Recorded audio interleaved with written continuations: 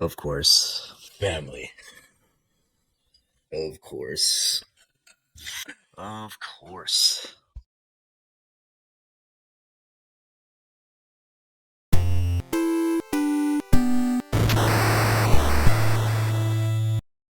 Yeah, no, I gotta do class today. That's why I'm doing laundry, because I still gotta do class tomorrow. Yay. Because I don't have like gym clothes. Seems like I feel like I just assume you have class every day. You know, fuck it, we could talk about this. Because it's like looking for a job has been a job in itself, you already know, but It is a job in itself. I mean, I'm pretty sure everybody else is doing it, but I've been doing it, and I've been trying to tell to do it. Chat GPT. What I would end up doing is I just put in a straight command like, hey, write me a covered letter under 300 words, because I don't want, like, I tried it before with and just kind of let it go free reign, and it's like fucking wrote like 7 paragraphs. I'm like, nobody's gonna read this shit. So 7 paragraphs cover. I mean, it's great that I shoot for 1 paragraph. Oh, dude, but that's the thing. I'm trying to explain, at least for bigger roles, like for a director or the senior manager or something, for like basically if you're having to build a customer service, for example, because I'm going for a lot of startup companies. I want to explain like, hey, I've done this and then this and that, and if it's a different industry than mental health, I'll add some more, but I'll write that shit out, be like under 300 words or less. Write me a cover letter based on the information from the job, which I just copy and paste off of whatever site that I see, plug it in, and also off of my resume. But I have like a more detailed resume. Because the one I have like on LinkedIn, for example, or on my resume, it's more summarized in a way. Like it doesn't go into like 3 or 4 sentences or even 2 about what I did at a particular job. It'll just go bullet point, 1 sentence, 1 sentence, 1 sentence. Yeah, I feel like LinkedIn, it should be very like brief touch on what you do. I feel like it shouldn't go super detailed on LinkedIn. Well, LinkedIn, I will, but the resume that I send to people, I won't, because I don't put my whole entire history on the resume either, because Yeah, I get that discretion. It's kind of like because I get that if you put too much information, they're gonna be turned off by it. Because I think, like I mentioned earlier, I was just on the other side of this, looking for reps. And I admittedly, like, looking through all these resumes while I was doing that job, when it was like long ass cover letters, it's like, fuck, let me put this aside for later. Like, it's just like, but yeah, it's just, it says something about someone when they're like literally talking like specific tasks and also like what applications they're working on and stuff too. Yeah, it's just, yep. I won't get into specifics about what that says about someone, but you can kind of gather what that means. Yeah, because for the most part, when you're looking for a candidate, there are specific tasks, like right off the bat, and it doesn't matter how great their resume is. They're not capable of learning a program, then forget it. For me, like, at least at that last company, if they knew Zendesk, for example, hell yeah, because then I don't have to go into great training for that. And that's the shit that I think about with that role. Other stuff is nice too, because you know how it is when you just gather the candidates. We barely had an HR, so I had to get people just for the phone screening too, which sucks. Then I have to ask them those bland generic questions. It's like, what was your biggest win? What's your salary expectations? What's your availability like? And then it's one thing that I can appreciate, say, for those sites like Workday and Greenhouse, but I hate Workday as somebody who looks for a job.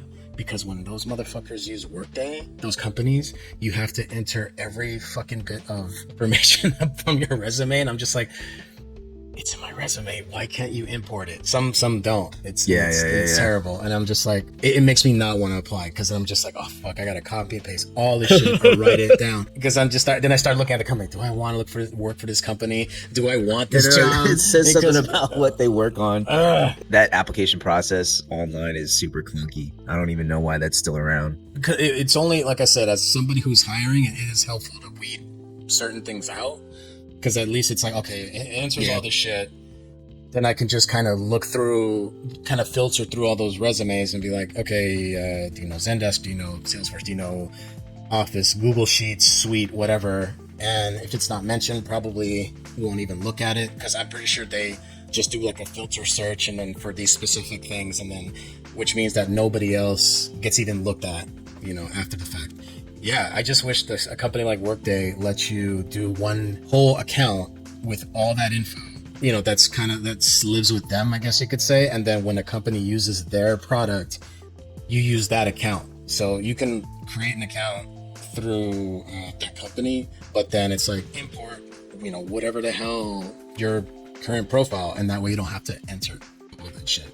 Because, they're going to ask you their own specific questions. One of them I can't honestly stand. Why do you want to work for this company? Or, why are we... Some companies will actually say, why are we a dream company and a dream fit for you? I mean, are you really? I just want a fucking job, Yeah. okay? I just want to fucking get paid. I don't want to be on the streets. Like, I'm tired of people like, I get that, because it's just like, it doesn't even need to be said. It's just like, why? Like, you really think that you're like, I'm applying to you because you're my dream company? You're the most available listing right now. That's the fucking world we live in right now. Or you posted this job, I'm applying. There's your reason. It's like a job. It's not even over fucking like 6 figures and shit. It's like, get the fuck out of here, dude. We all just want a foot in the door. Doesn't mean it's a fucking dream job, dream company. Yeah, because I'm looking at it as a consultant now per customer everything for me, because it's like I've been doing this shit for too long. It's like, it'll be nice if that facade could ever be broken in just the work culture, the people interviewing and all that stuff. Like, let's stop acting like these questions are actually practical or even relevant to life today. Especially when it's just like a customer service rep gig. Like, just here's your shift, answer tickets and phone calls. But they like, I want this kind of experience. I want a master's. And it was just like, fucking for real. But that's the sad thing, because when I got people applying for the job that I was posing before in the last company, I'd see like managers applying and stuff. I'm like, damn, it must be hard as fuck out here, man. I mean, there's also something to be said about folks coming right out of college and expecting to get max on the compensation. That too. Gen Z doesn't have an understanding of what it means to have tenure and work experience and all that stuff. I mean, thank God for me in my experience, that's why I've been able to stay afloat and have been able to progress, is because I've just been able to get that experience in and get jobs off of it. Yeah, and you're at a company that is stable in a sense. Well, yeah, no, thank God. Technically-ish. Amen to that. With the last company the last situation the company you actually worked for went through, that company specifically is not going anywhere. Yeah. And then the ones that I'm going for, they're like new and they're startup. It's like, oh fuck, they could actually be gone soon. I'm like, oh, okay.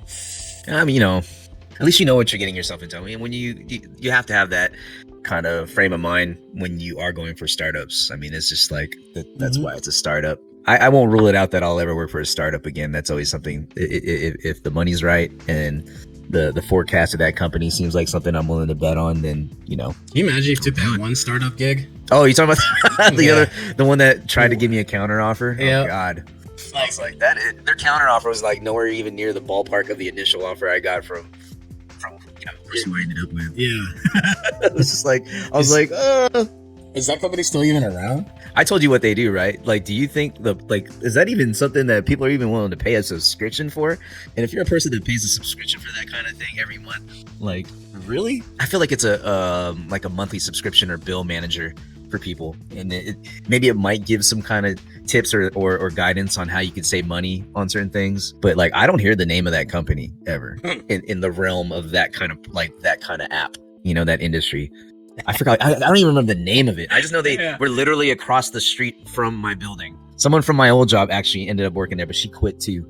Oh, I think you mentioned it before, but yeah. Dude, their counter offer was hey, you could possibly get this down the road if you go with us and become a manager. Okay. I was just like, oh, you're tangling it down the road? It's like, no, I want that shit now if you're going to give it to me, or if I was even to consider the opportunity. They had a director reach out to me and email and have a conversation about, what they were doing and how we could possibly accommodate me. Yeah, I think the reason why they couldn't give it to me right away is because someone was already in the position and they weren't about to expand roles or add another role. They'd have to make another team or some shit. And I was just like, well... Or that person's to be gone. Yeah, I was just like, well, I got to go with what's right for me and my family. And that's obviously just more money out the gates. I made the right decision. That's what I'm saying. Still it's to like, the same. Normally it's pretty stable unless they do some crazy shit, which happened. But it was like somebody else came in and took over and So that's good. I mean, all I got to do is look and see that the stock market is still standing. Yep. And that's how I know that it is going to be stable. There's always going to be portfolios that need management and maintenance. Let's go. Yeah. That's why I'm still standing. I'm still going to look. Right now, it's the whole thing of juggling that and then the gym thing. And it's great that they're giving me classes, but I'm worried that they're going to give me classes that's going to conflict with a potential schedule, which is just dude's forehead is just resting on the arm. I just noticed that too. I'm like, while you were talking, I noticed that he was just plopped right there, and I'm like, oh, Frankie's just chilling. And then, you all right there, Frank? Frank, is he drunk? All right. Yeah, he's. Okay. Meow. That you were saying? Meow, motherfucker, meow. He just looked up at you. He's like, yeah? Hold on, let me rest my forehead again. It's just the saga of like looking for work, so maybe if something comes up. But yeah, like I said, the memes have been working. Like we've been getting a lot more traffic thanks to those. So because it's like, and it's just something to do, which hopefully then goes into this. So I don't anticipate this thing end up being something like big right away, but because the other thing is I'm just worried about if I want to do fitness full time. I'm preparing to take that test to get this, just to finish the stupid license and then, or the certification, and then also one for sports injury. If I take classes just full time, is that going to be as stable? And it kind of is and it isn't, but, or do I just do that? So that way I have the time to do this kind of thing? Yeah. It's like, I don't have to give up teaching in general. I can do that more full time because I teach 3 classes right now, which was all just shit on the side. I'm thinking if I just finish that test and like hopefully within the month, ask for more classes and just do that while I do this. Damn, do I want to do what I always was doing already, like doing the full-time gig and then doing the gym gig and then trying to get this going further now, or do I go full-time fitness? Yeah, no, I know you enjoy it. And then, another thing is like the way I look at it, from my perspective, it's like, it's a safe bet to at least like improve an opportunity that you'll always be able to fall back on, because you're always going to be doing the gym thing in between jobs, right? I think you're maximizing the potential you can make on this backup thing at the least, right? I have the means already because I already paid for that certification, and that's all I really need. Slowly building up classes, because that would make it a lot more convenient for me, where I technically would only need about 20 classes a week to equal what I was making full-time ish. Would that burn you out, you think? That sounds like a lot. That's how many classes? That's like what, 2 classes a day? Yeah, because I'm counting Saturdays too. Because I had you can at least space it. Yeah, can I handle it? Yeah, if I know what the schedule looks like, because then it's like, my time that I want to work out, I'll fix it, or at least I'll adjust to it. And then plus it's like I don't have to worry about another job besides that and then doing this, which I wanted to get fitness involved with this SideBust eventually, but I haven't like completely figured that part out yet. But yeah, that's like what's in the air right now. So with SideBust will always adapt with whatever we got going on in life. So yeah, we'll at least stay building with this, and then the potential of the merch stuff. That's definitely, we're gonna do it. I mean, we already brainstormed, but I think a serious brainstorm session on ideas, and then also like the lanes that we could actually pursue getting it made and then sold online. I think one of these days we'll just like try. We'll schedule. But best of luck, dude. I know you're gonna find something. You'll figure it out.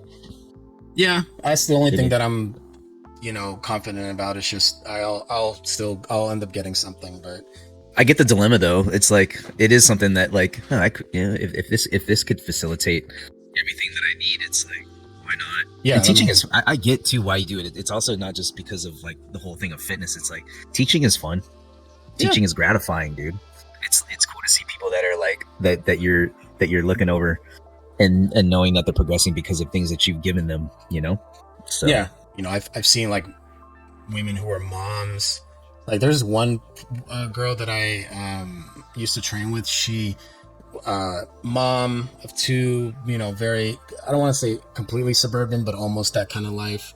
She came into the was doing boxing with us, and at some point, she was sparring, which is great. And obviously, if you train around the people that are good and not a bunch of assholes and egos, like they'll actually help them progress. She went with us, and then like she ended up really going for it. Like she fought a couple amateur fights already. And she's like, mom. She's like super confident, and like I know that that's because of the confidence you gave her through your teaching, you know. So that's dope right there, man. Yeah, definitely was with her in the beginning. I know she went to either 3rd Street or B Street Boxing. Shout out to them, but they, I think she went with one of them, and they trained like more seriously. Yeah, she took it that far, and like she was showing me fights and stuff, because like a couple of those fights, like I could beat your ass now. She traveled to Mesa, Arizona. Probably. She's fast. She's like, look, dude, I could beat your ass now, bro. But that's a big part of the reason why I like doing that too. So, and it's just like, yeah, but it's draining. So that's the thing that I gotta think about. But again, if I don't have to focus on another job besides that, then I think it'll actually be okay. I imagine like if I could weasel my way into a job as an art teacher and teach people like the basics of like, you know, how to sketch and do observational drawing, I'm pretty sure I would do a whole lot better than people that have the credentials to do it now in JC or in high school. And I would love to do that, especially for like little kids. It's like I feel like I like, especially like engaging with like little kids and getting them interested in drawing. I feel like I got keys to that, you know. But it's just like I don't have I don't have the educational background to do it, so it's just like whatever. Yeah, but I know I'd connect with kids and definitely that's the thing that we got to deal with too. So yeah, this system. Yeah, it's like I don't have a bachelor's, but fuck, dude, I got more than enough experience for a master's. Absolutely, and it's just kind of like, I'm not gonna go back to school, pay them thousands of dollars just so I can get this fucking job, which I'm already qualified for. Yeah, I think if I was able to actually get an interview, I feel like in the interview itself, I feel like I could convince the person that that I would be the person for the job though. Yeah. If I were to ever do that. Yeah. Just like, sometimes like seeing the requirements that people ask for in any kind of position. And this is in general for anybody that's looking through listings and stuff and trying to find the next job. It's just like, man, fuck those requirements. Just like go for it. Who cares? Let's see what happens. If you're able to walk in, if you're able to get that interview and you got the confidence to walk in that interview and convince them, man, go for it, dude. Meet those requirements, man. Yeah. Yeah. There's some bullshit requirements on a lot of positions, though. It's not enough that you're talented in one aspect. They want you to be good at everything. I get it, but the creative side, especially. Yeah. Yeah. They ask way too much of artists and they get no fucking appreciation for it. It's thankless. Yeah. It's like gaming, man, and fucking dealing with that shit. Oh yeah, having to fight for a position, which a company. It's like, man, when I used to work for, it was like, great. There is a foot in the door. I was getting in when I wanted to do the audio thing, but then it was like contract gig, fine. Thinking, well, maybe I'll try to attempt it again. Then you find out, the studio's shut down.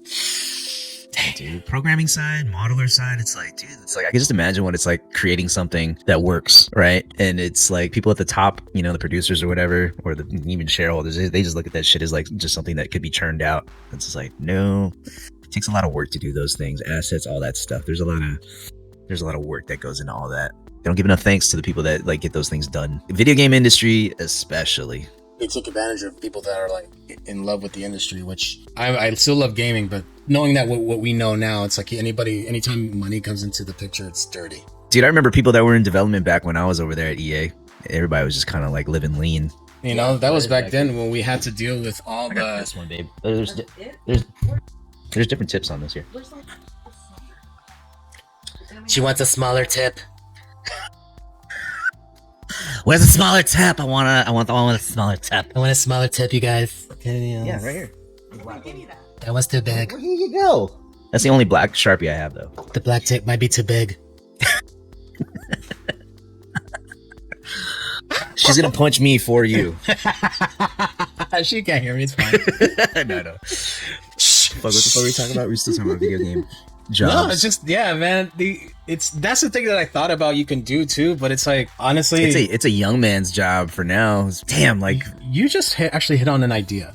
For you, what you can do that teaching thing online yourself. Obviously, you're not getting paid for it, but it's like that's something that you can potentially do. I mean, not now, because you got other. No, honestly, but I think that's a good idea. Like if I'm able to attract folks onto like a live stream and just be like kind of like presented as like, hey, I'll show you some things to get you started, kind of thing. Yeah, because ideally it's like I didn't want us to just be restricted to just SideBust only stuff, because I'm like, you can always branch out your DGA sort of thing, and I mean whatever that you end up doing with it. But yeah, it's just right now, like folks our age, like we got to worry about this sort of thing, and it sucks that I'm like thinking that way, because ultimately, like I know that I made decisions for myself that is ultimately gonna affect my life anyway going forward. But as far as like where I work and things like that, like am I gonna stick with this for the long term? It's hard, and it's hard to even want to like move if I do find another startup gig, for example, or like a tech gig, for example. It's like, how long am I gonna end up being here? Because this is just me. Like I'm not assuming that I'm gonna be with somebody and live with them and have that part of that support. I can't assume that that's gonna happen. So I have to do it. I think that segues into just the cost of living and inflation in California. I think it goes right into that, Like I think that's why it's making people have to make those decisions and stuff, and like kind of move away from things that they originally thought that they'd always be doing, or where their heart is at. It's like people have to chase the money. Yeah, dude. If inflation and cost of living wasn't a thing, I'd probably be I'd be a fucking clerk at a comic book store, and drawing on my iPad behind the counter, and every once in a while helping people out. I know, like Mike kind of was. When you get older, there's like so many things that you have to like take into consideration, as also like your mental state, and it's like you have to really think about like how much you're working yourself too, and that goes into that. That's what makes me think about things like that. You're just like, man, sometimes I just want to just say fuck it, I'll just fucking take a cashier job. Yeah, like I just want it's like cancel whatever Kevin Spacey in American Beauty, where he's like, I want the least amount of responsibility as possible. You're overqualified for this job. I don't care. As you get older, there's you value different things as you get older. I know you do. I know I do. There's a lot of things that's just like, I don't know if I'd put up with that. Yeah, man. It's like I had this conversation about dealing with some of the other coworkers. I'll just say that. Yeah. And some of them have this, like they're younger. Some of them do have families that are well off, which they'll be fine if they, whatever decisions they make. I look at them in their situation. I'm like, man, can I do what they're doing until like quote unquote retirement? I don't know. Can I do what they're doing? Because even for me, like I feel like I'd be not bored, but then it would get a little old, or if I'm just teaching the whole time like that. But you always learn things, and you pick up your skills, sure, but the body is not going to be able to handle that until that age. I'm lucky that I can still spar and things like that now. Yeah, fucking 45. Hell, like, dude, like my dad was feeling broken by that age back then, so it's just like, yeah, I get it. That's why I'm kind of like pushing on this, just because it's like, well, for SideBust, just because it's like, if it's something that doesn't require a ton of physical energy as opposed to mental, which we're used to, it's like there's more longevity in that. I mean, even if we were to just stream and play games like those other people are, which I think we could do more than that as of now. It was like, can you imagine like when you're 60, maybe 70, and it's like, oh fuck, I'm gonna stream today, I'm gonna play, and it's just like, holy shit, like that would be a fun job to ride into the sunset with. I'd be fine with that. That's the dream. That is the dream. And it's like, but now it's like, I think we could do more than that. But ideally, it's like, if we can just do something where we make a decent payout and then invest somewhere where it can make money for us. That, all these celebrities do it, and it's just like they continue to just get banked because they have all that passive income. Like I've seen the streams with podcasts with like Shannon Sharp with Marshawn Lynch talking about the things that he's done, and where he's invested in like teams and companies and products, and I'm like, fuck, dude, like that's the real money for them after their pro career. Yeah. I mean, when did you develop this entrepreneurial skill? Well, I mean, shit, I'm from Oakland. Straight hustling. Yeah, I was about to say Straight hustling. If you don't pick up nothing, then you dead weight. As much credit as I would like to take for this shit, you know what I mean? I really had, I was blessed with the team around me. I didn't have a bunch of yes men or do boys around me. I didn't have that shit. You know, that's fucking genius. That's the money that means more at the end of the day after you're done playing. Yeah. Not putting your body on the line. Mm-hmm. In regards to us, it's like, honestly, like I believe in the brand.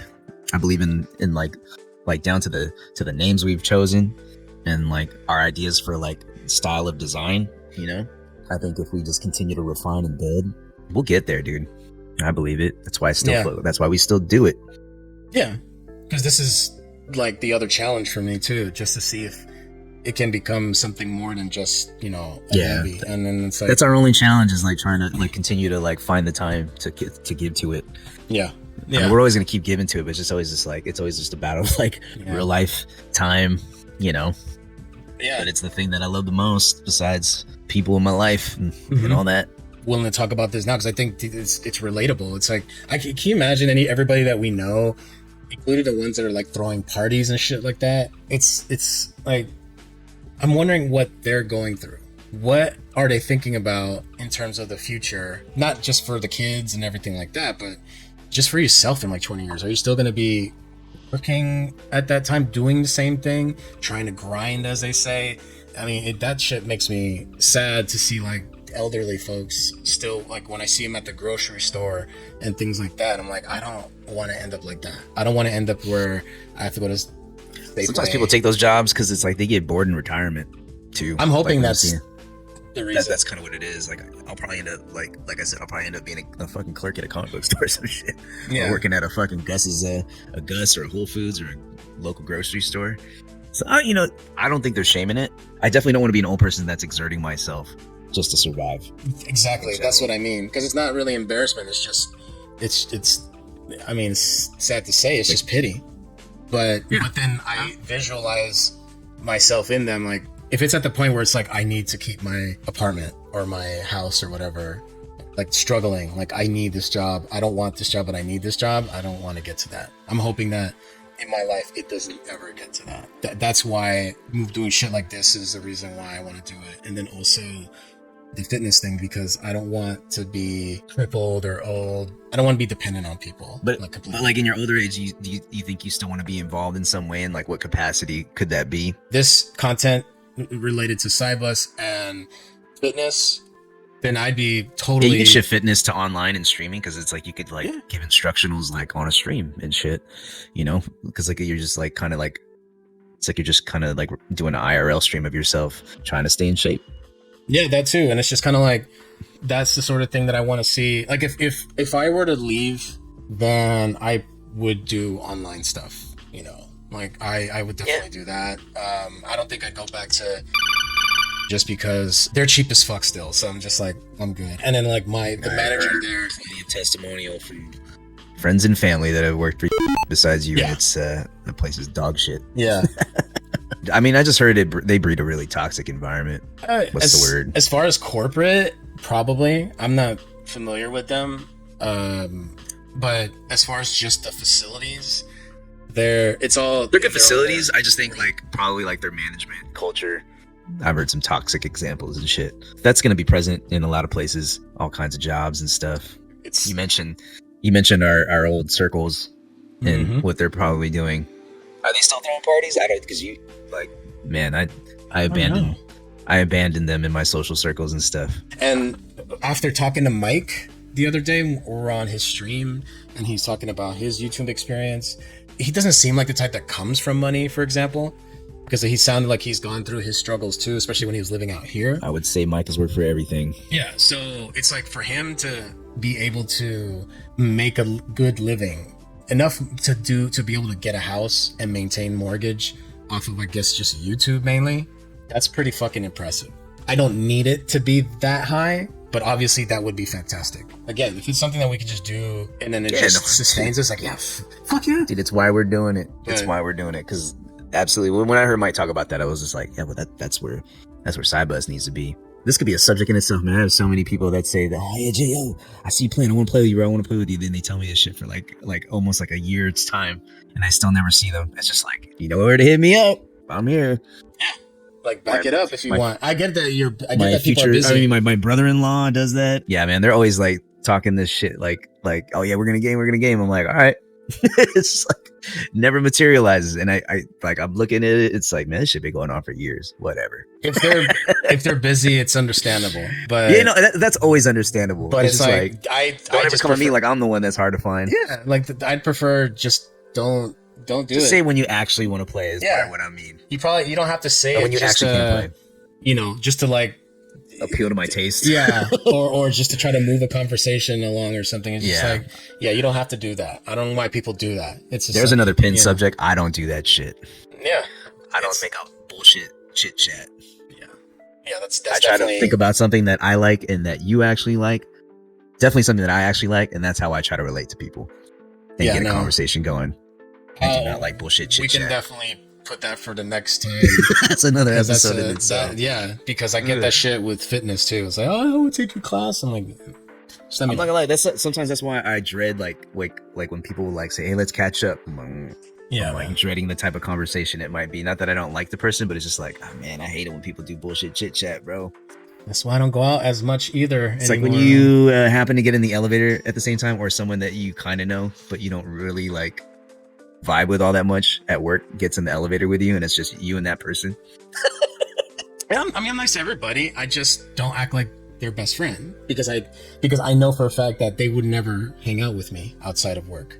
Unless it's somebody that I get to know and like I'm actually cool with. Let that happen naturally. Let that happen organically, not being forced to do it. Like, I'm great at customer service, but because I try to be accommodating to what they need.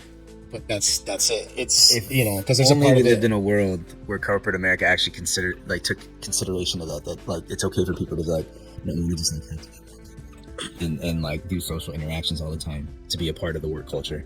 It's like that's why I'll always be like an advocate for remote work and stuff, man. I don't believe in that. It's like bullshit. They're not, because they're not saying that for that. They're saying because they're paying the lease for a fucking office and they're losing money. Yeah. And then just they think the interaction will make them more productive. But they just like shrug off the fact that it is excruciating for some people to have to like be in a social situation with people. Yeah, and have interactions and stuff. Yeah, luckily I don't feel that way, but then me neither. But there are people that are like that, and I totally sympathize with them and stuff. That doesn't necessarily mean you hate people or it's a bad thing. Yeah, or that you're a bad person. It's just kind of like, and that's like people have really bad anxiety. Yeah, I just have mental fatigue with it. Yeah, that's what it is for me. Social interactions, like I feel drained. Yes, especially forced into them. Doing a job. I mean, I think you kind of do it too, where you have to talk to people, clients or customers. Where that's what I had to do, and just having to deal with customers the whole fucking time. Hey, it goes without saying for customer interfacing that shit takes a part of your soul every call. Yeah, and then it's like on top of that, for me, having to make sure I have energy enough to teach, which that does give me energy. Because I have fun with it. It's fun by comparison. But after a while, it's just kind of like, all right, I'm good. I just want to kick back after this. And, not have to be in a situation where I'm like, all right, well, I have to entertain you now, being with small talk. I'm like, do I? It's like, no. Yeah. So, unfortunate in that I only have to do internal interaction for stuff. I was so happy with that when I finally got the job. But like, yeah, dude, customer interfacing it definitely wears on you. Yeah, it wore on me pretty bad when I was working at the nonprofit, and granted, I'm working with people that definitely need help and stuff. It's just like hearing people on the daily talk about like their financial troubles and stuff, and then like to add to that, like them not really doing the things that you're suggesting to, which I get both sides of that. Why you might not be able to, or you don't follow the advice or the guidance, but just like hearing that kind of stuff every day is just like it's draining. And it's like, if I had it my way, I'd rather do something like this, where it's like, we're talking, but at least we're talking about something that we're thinking about that's important to us, or just that we just happen to think about. We all want to be Joe Rogan, and we want the Joe Rogan money. Like, Joe Rogan just has to fucking flip that switch on and just chat with somebody. I mean, that guy has a whole fucking career off of that now. People don't even remember that he was on this show in the 90s. Oh yeah, it's funny because he doesn't have to do stand up. His Stand-up's just a hobby. His reason why he's basically he's just basically Mr. Curious guy. That's all it is. He's got the dream. He's living the dream, honestly. And he's always like just interviewing either interesting people or his friends, which happen to be comedians. So it's not like yeah, you know, we could have a success if we wanted to, if we happen to be in the industry already. You know, it's like, oh, I'll call my friends. Because I remember when he first started that podcast, it looked shittier than this. And yeah, the lighting was like hella dark. Dude, I remember the early episodes. I remember the earliest episodes where he's like literally doing it in a living room. You can see the dining table, or not the coffee table in front of them. Yeah, and the Brian Redband years. Yes, because those years. Because he before he fired him. No, like that, and he got Jamie. Well, Redband was producing other people too, so I think that was a part of it. Because I remember, because he, what do you call it? When Attack of the Show, or when G4 went down. When the Attack of the Show, that dude Kevin Pereira, like he did a podcast too, which I think it's going all right. I haven't checked in for like the longest time, I haven't seen a Red Band thing in a minute. But he had Kevin Pereira, the old host of the Attack of the Show when Olivia Munn was doing it.